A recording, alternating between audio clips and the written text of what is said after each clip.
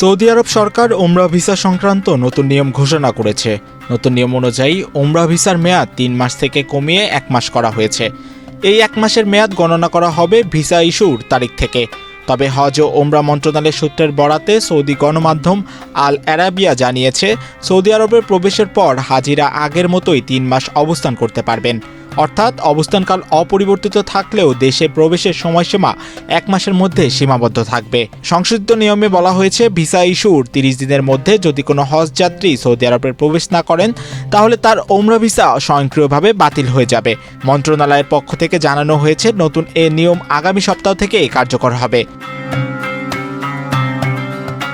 Saudi গ্যাজেটের প্রতিবেদনে বলা হয়, চলতি বছরের ওমরা মৌসুমে এখন পর্যন্ত ৪০ লাখেরও বেশি বিদেশি নাগরিক ওমরার ভিসা পেয়েছেন।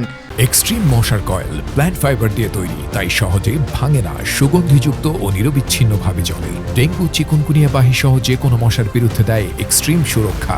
বিগত কয়েক বছরের তুলনায় এবার ওমরা যাত্রীর সংখ্যা অনেক বেশি।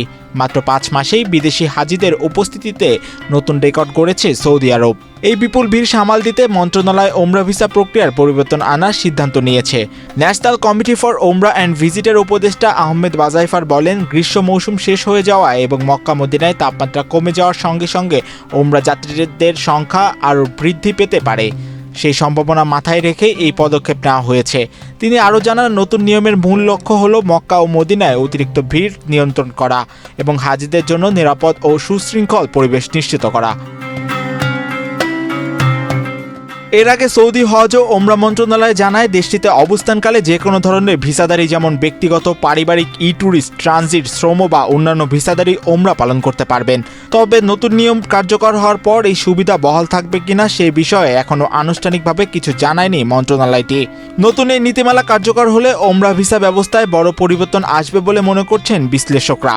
এতে ভিসা ব্যবস্থাপনায় আরও কঠোর হলেও যাত্রীদের আগাম পরিকল্পনা ও যাত্রার সময় নির্ধারণ সহজ হবে বলে আশা করা হচ্ছে।